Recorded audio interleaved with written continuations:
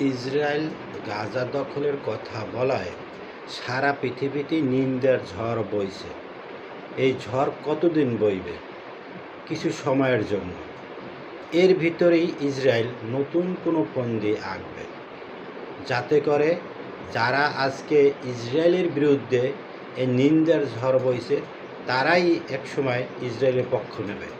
যেমন পশ্চিমাঞ্চল, তারা আজকে ইসরায়েলের নিন্দা করছে, গাজা দখলের বিরোধিতা করছে, কিন্তু কিছুদিন পরে দেখা যাবে তারা নিশ্চুপ, কোনো কথা বলছে না।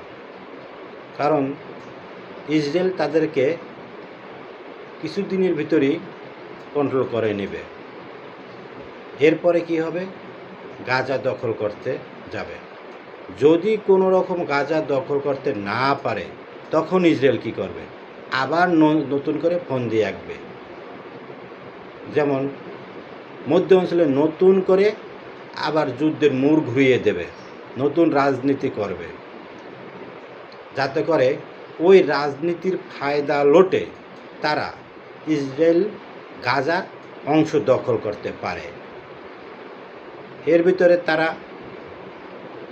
ভারত পাকিস্তান যুদ্ধ বাজিয়ে দিতে পারে, ইউক্রেন রাশিয়ার যুদ্ধর মোড় ঘুরিয়ে দিতে পারে, জর্ডান, মিশর, তুরস্ক, সৌদি আরব এদের ভিতরে একটা নতুন চাল ঘাটিয়ে নতুন বুদ্ধি করে একটা যুদ্ধের সৃষ্টি করে দিতে পারে।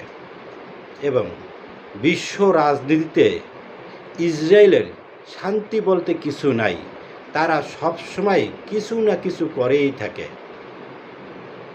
পৃথিবীতে সকল রাজনীতি স্বার্থপর। আমেরিকা বলেন, রাশিয়া, চীন, ইসরায়েল এদের স্বার্থের জন্য এরা সব করতে পারে। এরা আসলে কারোই বন্ধু নয়। ইসরায়েল তার স্বার্থের জন্য আমেরিকাকে সাথে নিয়ে গাজা দখলের চেষ্টা চালাচ্ছে।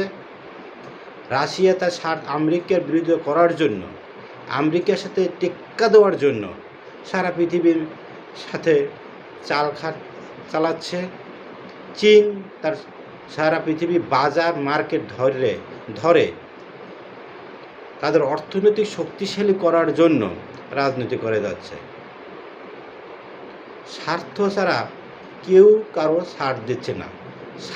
স্বার্থের জন্যই বন্ধু শত্রু হচ্ছে, শত্রুকে বন্ধু বানাচ্ছে।